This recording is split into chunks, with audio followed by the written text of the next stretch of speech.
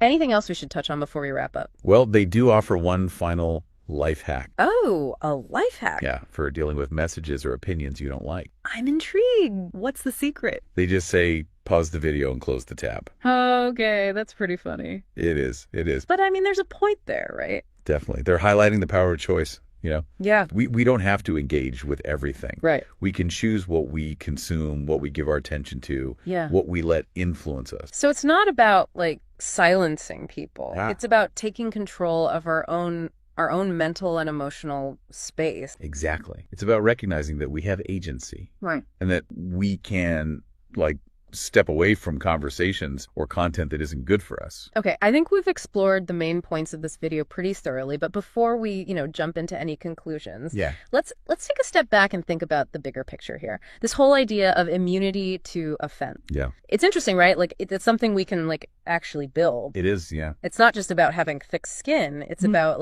actively working on that resilience. Exactly. That's a key takeaway here. They're saying that we can actually become more resilient, not less, by exposing ourselves to different viewpoints. Okay. Even the ones that challenge us. So it's like building up our mental immune system or something. Exactly. Yeah. Like, how if you never expose yourself to any germs, Yeah. you get sick more easily. Yeah. Yeah.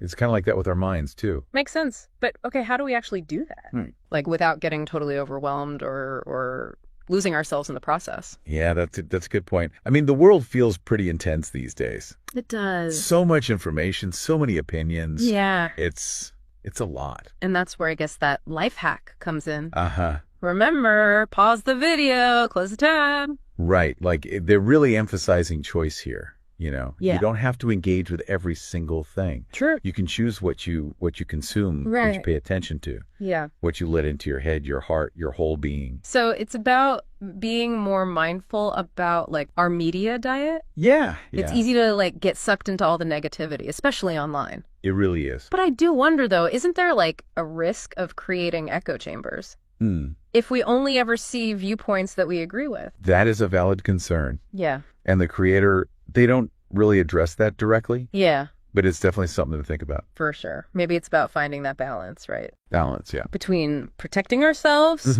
but also staying open to new ideas. So maybe it's not about shutting out everything we disagree with, Right. but more about approaching those different viewpoints Yeah. with a critical eye Okay. and an open mind. Not to necessarily change our minds, but to at least try and understand where they're coming from. Exactly. It's about being willing to have a real conversation, Yeah. even when it's tough Yeah. to recognize that disagreeing with someone Yeah. doesn't have to mean fighting. Right. Yeah. It doesn't have to be a battle. No, it could just be a conversation.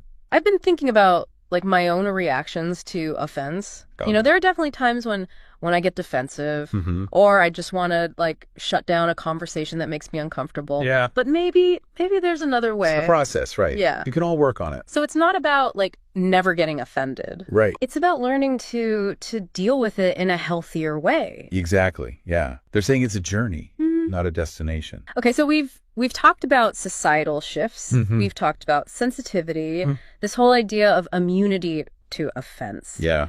I think this has been a really fascinating deep dive. It has. Whether you agree with this creator or not, they've given us a lot to chew on. A lot to think about, for sure. It's ultimately up to each of us, Yeah. to figure out how we want to navigate all this. That's true. There's no easy answer. Yeah, but I think as long as we're thinking critically Yeah. and having open conversations, we can all move towards a better place. Absolutely. Towards a more understanding, more resilient Yeah. society. Maybe talking about the concept of woke programming and how it's impacting people's views on oppression and privilege here in America. Interesting. We're going to be looking at a YouTube video called "You Are Not Oppressed, You're Privileged, Overcoming the Woke Programming." Sounds provocative. Yeah, and the video is by this guy, Aquarius Wave, who is a naturalized American immigrant, which adds, I think, a very interesting layer to his perspective. Yeah, having that outside perspective can be really valuable. For sure. So the main question he's trying to answer is, are claims of oppression in America actually legitimate? Okay. Or are they a form of woke programming, as he puts it? Right. So, is it an accurate reflection of reality, or is it something that's kind of been ingrained? Exactly. And he starts off making this really bold claim.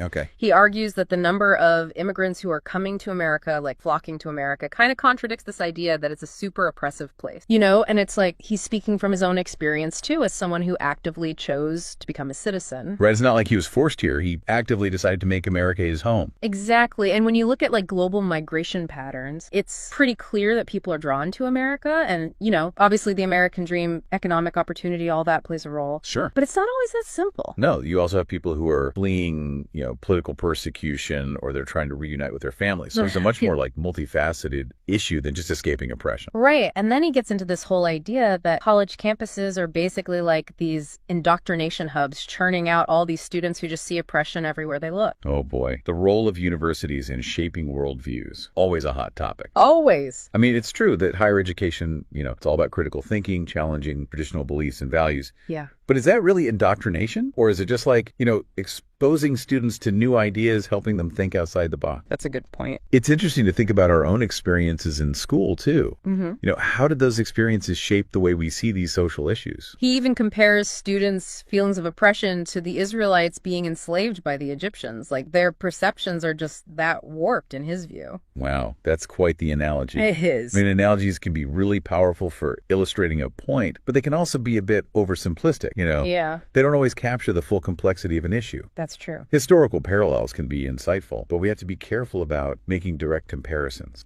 Totally. And then he kind of shifts gears and starts talking about personal responsibility. Okay. He basically says the reason you are where you are in life is because of the decisions you've made, good, bad, or indifferent. So he's emphasizing individual agency. Yes. Which is interesting because how does that then reconcile with the idea of systemic issues? The idea that some groups are just inherently disadvantaged regardless of their individual choices.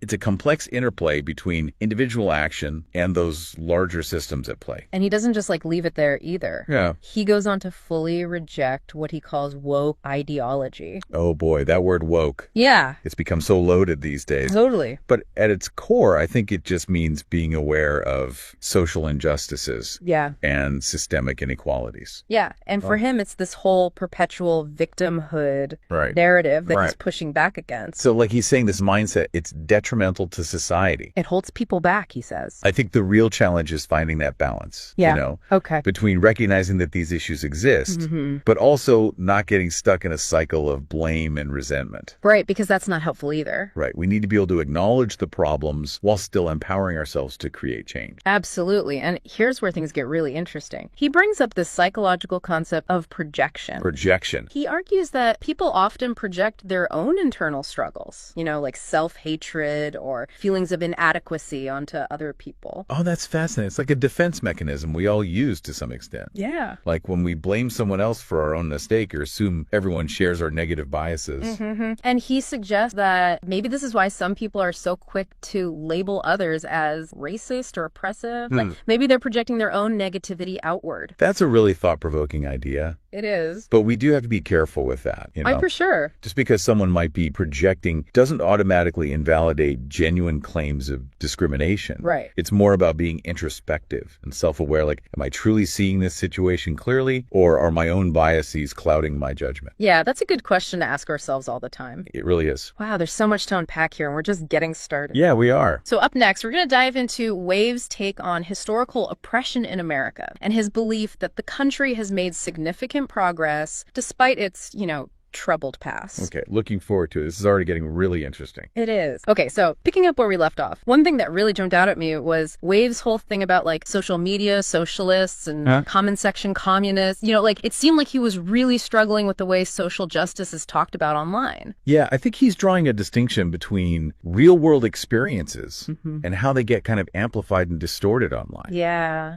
Social media, it's like an echo chamber where those extreme viewpoints tend to dominate. Right, and he actually admits that his own channel could be seen as an echo chamber too. Oh, interesting. But he argues that the key difference is in the message being promoted. Okay, so it's not just about reinforcing certain viewpoints, it's about the kind of message being spread. Exactly. Is it about empowerment and self-reliance? Right. Or is it about victimhood and helplessness? That's a really interesting point. And he gives some specific examples, like people who claim they're oppressed because they didn't get a job, Right. He doesn't dismiss their feelings, right, but he challenges them to consider other explanations, like maybe maybe they just weren't the best fit for the role. Or maybe the hiring manager had some biases that weren't necessarily systemic. It's a good reminder that individual situations are really complex. Yeah. Attributing every negative outcome to systemic oppression can oversimplify. For sure. And then he really goes after what he calls race baiters and race hustlers. Okay. He sees them as like profiting off this victimhood narrative. So he's saying they're exploiting these issues for their own personal gain. Exactly, like making millions by convincing people they're powerless. And that definitely undermines the whole movement if the focus is on profit instead of real change. And of course, he ties this back to projection, right, saying that maybe those who constantly focus on external oppression are actually projecting their own feelings of inadequacy or insecurity. It's a powerful idea. Yeah. It makes you question your own motivations when you're engaging in these conversations. Totally. Like, are we really seeking solutions, or are we just projecting our own baggage onto the world? It is. Okay, so let's move on to Wave's take on historical oppression in America. Right. He acknowledges that the country has a long way to go, but he pushes back against what he sees as like an overly negative view of history. And this is where understanding historical context is so important. Right. It's easy to judge the past by today's standards. Totally. But we have to consider the social norms and attitudes of the time. He brings up Thomas Jefferson's efforts to abolish slavery during the Constitutional Convention. Oh, wow. He argues that it shows an early attempt to address the issue, even though it ultimately failed. Yeah, Jefferson's views on slavery were definitely complex and contradictory. Sure. I mean, he owned slaves himself. Right. But he also spoke out against the institution and even drafted a proposal to gradually phase it out. Which was rejected. Yeah. But it shows that there were people even back then who recognized the problem. He even points out that Jefferson's proposal was opposed by those who would later become the Democratic Party. Wow, that's fascinating how political ideologies shift over time. I know, right? It highlights how complex and divisive the issue of slavery was, even among those who shared similar political goals. Totally. And to further make his point, he compares the U.S. to other countries. He argues that the huge influx of immigrants is proof of the opportunities here. Interesting. He's like, why aren't people lining up to get into Cuba or Venezuela or North Korea? Right. It's a good point. While the U.S. has its flaws, it does offer more freedom and opportunities compared to many other nations. And he's not saying America is perfect by any means. No. But he is urging people to appreciate those opportunities. Yeah, the ones that many people around the world risk everything to access. I really like how he uses personal anecdotes and metaphors throughout the video. We do. Like, he talks about his own journey, going from feeling chained by negativity to embracing self-love. Oh, yeah. It felt really authentic and relatable. Definitely sharing his own struggles makes the message more powerful. Yeah, it's not just abstract theory. It's rooted in real experience. One thing that really stuck with me was that analogy of mental emancipation. Like, we need to break free from those mental prisons created by negativity and that victimhood mentality. That's a powerful image. You know?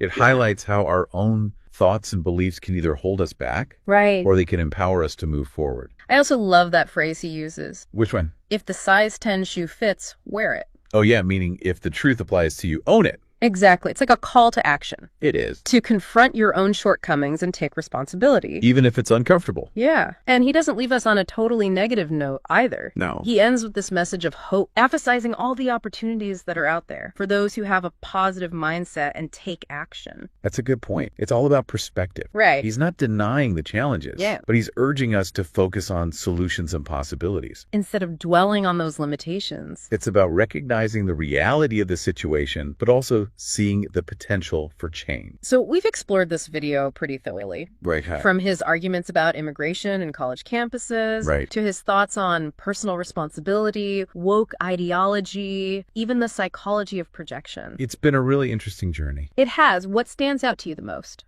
I think it's that tension between individual agency and those systemic forces. Okay. He's advocating for personal responsibility, but he's also acknowledging that historical context and the challenges people face. It's complex. It requires nuanced critical thinking and a willingness to examine our own assumptions. For sure. He gave us a lot to think about. Definitely his call for mental emancipation that resonated with me. Me too. Recognizing those opportunities that are all around us. Yeah, it's empowering.